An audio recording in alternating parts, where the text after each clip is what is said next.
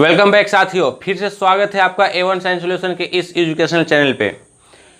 पिछले वीडियो में हम लोग सेल थ्योरी के विषय में बात कर चुके हैं। आज हम लोग उसी सेल थ्योरी को और आगे बढ़ के देखने वाले हैं। कल के वीडियो में हमने ये देखा था कि स्लाइडेन और स्वाना नामक दो वैज्ञानिकों ने साथ मिल करके सेल थ्योरी को प्रतिपादित किया था, लेकिन उन्होंने अपने सेल थ्योरी में ये नहीं बताया कि कोशिका फिर से अपने जैसी नई कोशिकाओं की उत्पत्ति कैसे करती है, यानी कि एक कोशिका से नई कोशिका की उत्पत्ति किस प्रकार से होती है। उन्होंने अपने सेल थ्योरी में इस बात का डिस्कशन नहीं किया, इस बात का ब्यौरा नहीं दिया। तो हम लोग इसी को और आगे बढ़ के देखने वाले हैं। तो साथियों, पुराना जो सेल थ्योरी है, जिस सेल थ्योरी को स्लाइडेन और स्वाना नामक दो वैज्ञानिकों ने प्रतिपादित किया था, उस सेल में उन्होंने ये नहीं बताया कि कोशिका किस प्रकार से अपने जैसी नई कोशिकाओं की उत्पत्ति करती है, किस प्रकार से वह विभाजित होती है।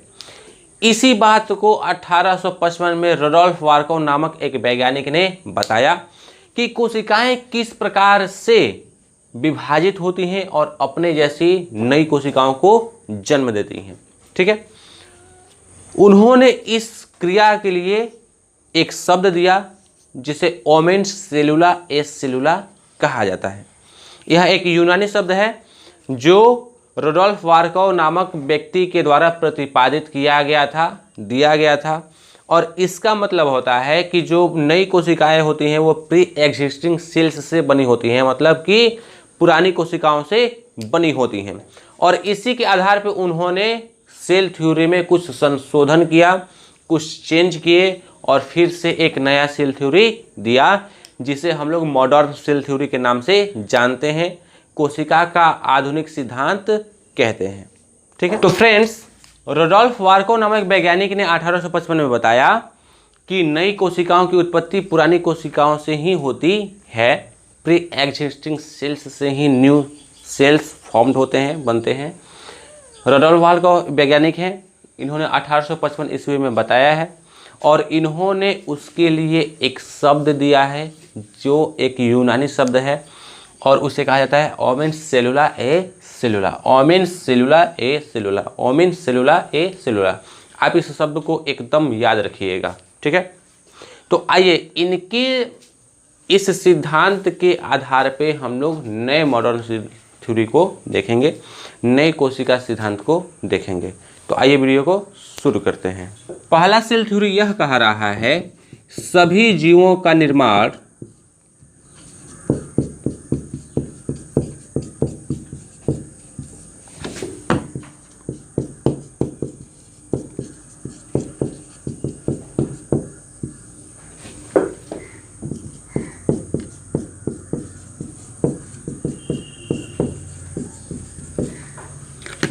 सभी जीवों का निर्माण कोशिकाओं द्वारा होता है।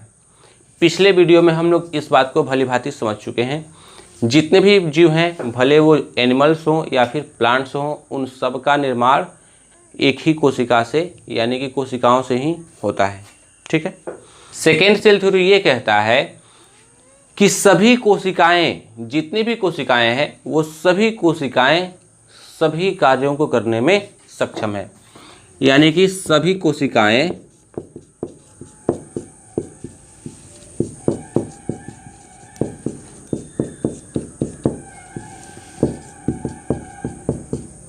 सभी कार्यों को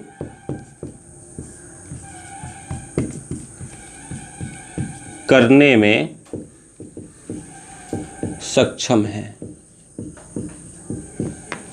ठीक है, जितनी भी कोशिकाएं हैं वो सभी कोशिकाएं सभी जैविक क्रियाओं को करती हैं, सभी जैविक लक्षणों को प्रदर्शित करती हैं, जैसे कि प्रजनन, वृद्धि, श्वसन, पोषण, पाचन, प्रचलन और उत्सर्जन। इन सभी क्रियाओं को कोशिकाएं प्रदर्शित करती हैं। ठीक है, अब हम लोग आगे सेल थ्योरी की तरफ बढ़ते हैं। कोशिकाओं का निर्माण, यानी कि जो कोशिकाएं हैं उनका निर्माण पहले से मौजूद कोशिका के द्वारा होता है। ठीक है, यानी कि जो नई नई कोशिकाएं बनती हैं, उन नई कोशिकाओं का निर्माण पुराने पहले से मौजूद कोशिकाओं के द्वारा होता है। ठीक है, तो ये कह रहा है नई कोशिकाओं का निर्माण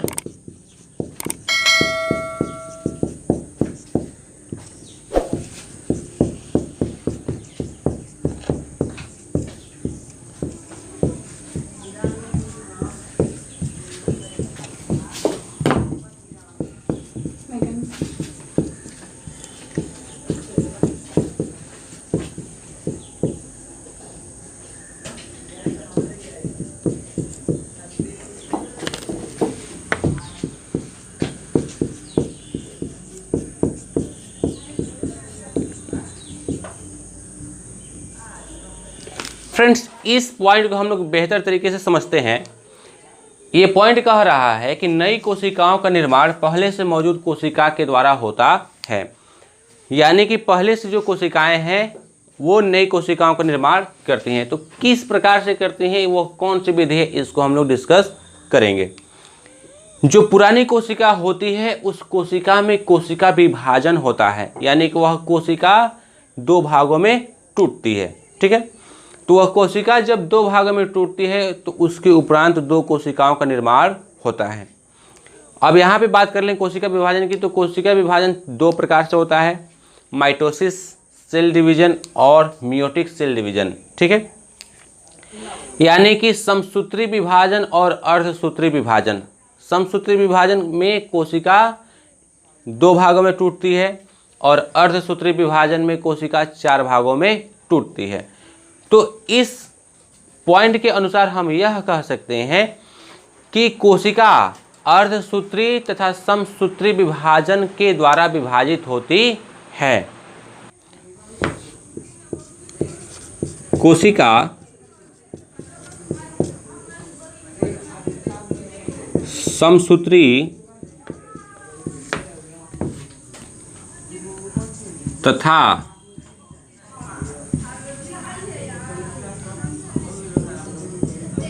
अर्धसूत्री विभाजन द्वारा विभाजित होती है, यानी कि जो कोशिका होती है वह समसूत्री और अर्धसूत्री विभाजन द्वारा विभाजित होती है। यानी कि आप अभी समझे कि एक कोशिका जब दो कोशिकाओं में टूटेगी तब उसे समसूत्री विभाजन कहा जाएगा, और जब कोशिका एक कोशिका से चार कोशिकाओं में टूटेगी, चार भागों में टूटेगी, तब उसे अर्धसूत्री विभाजन कहा जाएगा। ये आपका पूरा एक चैप्टर ही है सेल डिवीजन, तो इसे हम लोग वहाँ पे बेहतर तरीके से समझेंगे। आइए अब अगले सेल थ्योरी की तरफ आगे बढ़ते हैं। नेक्स्ट सेल थ्योरी ये कहता है कि जितनी भी कोशिकाएं होती हैं उन सभी कोशिकाओं के अंदर आनुवांशिक पदार्थ मौजूद होते हैं, यानी कि जो भी कोशिकाएं हैं उन सभी कोशिकाओं के अंदर आनुवांशिक पदार्थ मौजूद होते हैं, और इन आनुवांशिक पदार्थों में सभी आनुवांशिक सूचनाएं मौजूद होती हैं। जो आनुवांशिक पदार्थ होते हैं वो अपने अंदर आनुवांशिक सूचनाओं को रखते हैं, और जब कभी भी कोशिका विभाजन की क्रिया होती है तो अगली कोशिका में, यानी कि पुरानी कोशिका से जो नई कोशिकाएं बनती हैं उन कोशिकाओं में आनुवांशिक पदार्थों को स्थानांतरित करती है कोशिका। ठीक है, यानी कि जब पुरानी कोशिका से नई कोशिका बनेगी तो उसमें आनुवांशिक पदार्थ का स्थानांतरण होता है। ठीक है,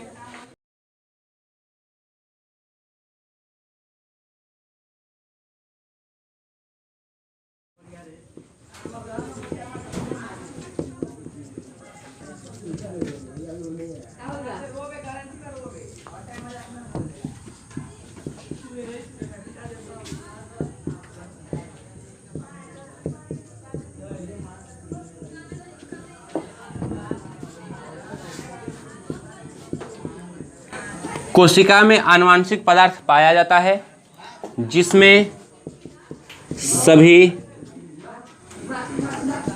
आनुवांशिक सूचनाएं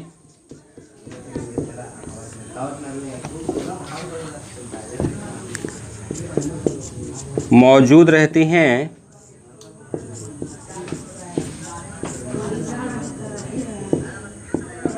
जो एक पीढ़ी से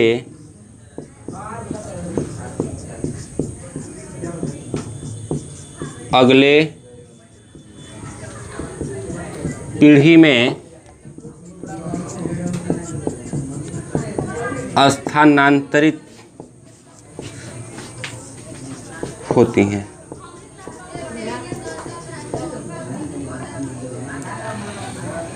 यानी कि कोशिकाओं के अंदर आनुवंशिक पदार्थ होते हैं जिनके अंदर सभी आनुवंशिक सूचनाएं मौजूद रहती हैं और यह एक पीढ़ी से अगली पीढ़ी में स्थानांतरित होती हैं या एक कोशिका से अगली कोशिका में स्थानांतरित होती हैं। इस बात को हम लोग समझते हैं। एक कोशिका है और यह कोशिका जब कोशिका विभाजन करती है तो इसके अंदर यह मौजूद आनुवंशिक पदार्थ क्या होता है, दो भागों में बंटता है।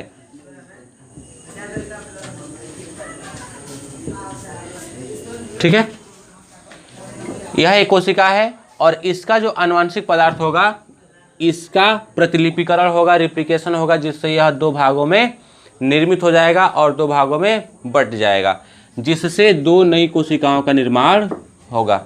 ठीक है, यानी कि यह एक कोशिका से अन्य कोशिकाओं में स्थानांतरित हुआ। ठीक उसी प्रकार से जब प्रजनन की क्रिया होती है तब वह एक कोशिका से दूसरी कोशिका में जाता है और उसके उपरांत जब प्रजनन की क्रिया पूर्ण हो जाती है तब वह अगली पीढ़ी में स्थानांतरित हो जाता है। ठीक है, तो इस पॉइंट से हम ये समझ रहे हैं कि आनुवंशिक सूचनाएं जो होती हैं वह एक पीढ़ी से दूसरी पीढ़ी में स्थानांतरित होती हैं।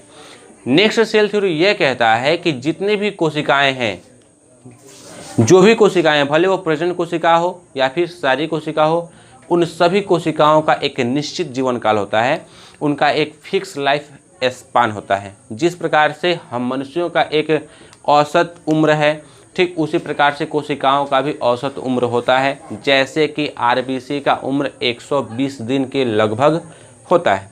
तो इससे हम यह कह सकते हैं कि सभी कोशिकाओं का एक निश्चित जीवन काल होता है। सभी कोशिकाओं का एक निश्चित जीवन काल होता है।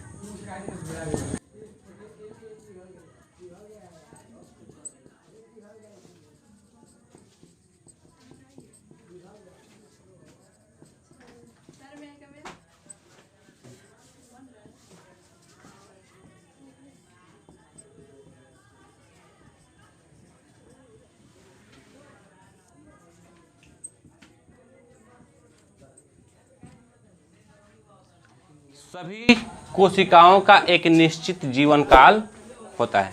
ठीक है, तो ये रहे मॉडर्न सेल थ्योरी, इसे आप जरूर नोट कर लेंगे। ठीक है, मिलते हैं अब अगले वीडियो में, तब तक के लिए बहुत बहुत धन्यवाद।